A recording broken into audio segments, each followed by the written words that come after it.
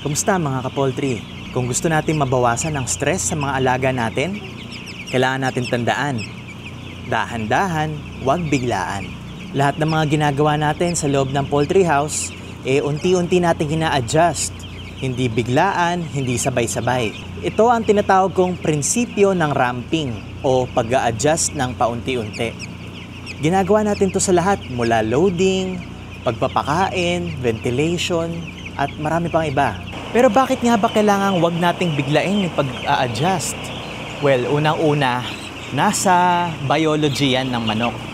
Meron tayong tinatawag na thermoregulation. Halika.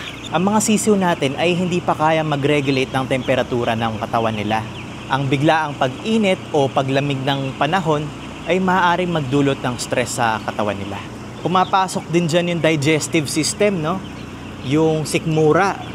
Kapag mabilis na nagpalit ng feeds, maaaring makaapekto sa sikmura ng sisiw at maaaring panggalingan ng diarrhea o anumang sakit na related sa digestive. At meron din tayong tinatawag na behavioral. Sensitibo kasi yung mga sisiw natin sa pabago-bagong bugso ng hangin, sa ilaw, sa temperatura. Maaari silang magpanik, ma-stress at maapektuhan ang pagkain at pag-inom nila. Nakaka-apekto rin to sa weight gain at sa FCR ng mga alaga natin. Kapag kasi hindi sila nabibigla, hindi sila nasistress, yung feeds na kinakain nila napupunta sa weight gain at hindi sa pagtanggal ng stress. Sa araw-araw na trabaho natin dito sa poultry house, ginagamit natin tong prinsipyo ng ramping o dahan-dahan at unti-unting pag-a-adjust. Katulad na lang sa brooding area. 'Di ba? Sa una nagsa-start tayo sa maliit lang. Maaaring 1/3 lang ng house o kalahati lang ng bahay.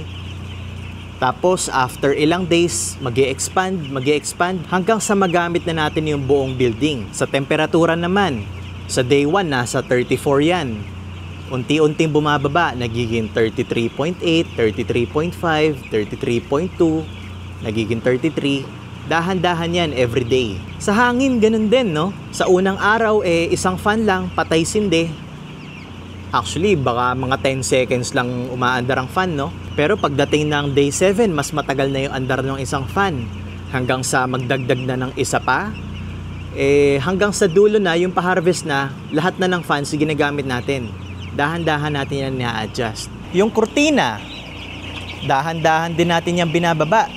Nakataas sa una, habang tumatagal, binababa natin para mas maraming hangin ang makapasok. Sa feeds, ganun din. Kapag nagta-transition na tayo ng ibang klase ng feeds, maaaring, let's say, sa 4 na sako, yung lumang feed, 3. Tapos, isa yung lalagay mong bago.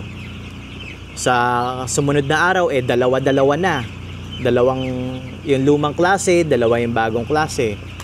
Sumunod na araw, isa na lang yung lumang klase, 3 na yung bago. Hanggang sa pang-4 na araw, naka-fully transition na tayo dun sa bagong klase ng feed type. Kahit nga sa tubig, ginagamit din natin yung ramping. Ang mga sisiw, mababa lang ang pressure sa una, no? Dito. Pero habang tumatanda, mas tumataas yung bola, yung level ng bola. Mas maraming pressure na ang kailangan nila. Sa heater, ganun din. Mas maganda kung dahan-dahan tayo nagsisindi, no? Habang bumababa yung temperatura sa labas. Hindi yung biglaang 10 agad ang bubuksan. Mas maganda yung sinasabayan natin. Ito, ngayon ko lang ito nalaman, ha? Pero kung may lighting program, mas maganda pala kung dahan-dahan din na pinapatay ang ilaw. Kumbaga, meron sunset at meron ding sunrise. Di ba pagka umaga tapos bigla na lang dumilim, kahit naman tayo magpapanik. Ganon din sa mga alaga nating manok. Mas maganda kung may dimmer tayo para dahan-dahan namamatay ang ilaw.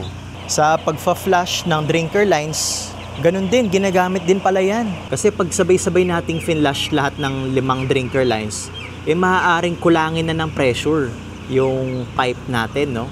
So, hindi na makakapag-flush ng maayos. Ang ginagawa namin dito, pa isa-isa, every 5 minutes. Yan ay iilan lamang sa mga halimbawa ng paggamit natin ng prinsipyo ng ramping o unti-unting pag-a-adjust. Sigurado kayo, mayroon din kayo naiisip kung ano pa ang mga example na maganda, no? So, paki-comment nyo naman sa baba para sabay-sabay tayo matuto. Ayun lamang po. Maraming salamat.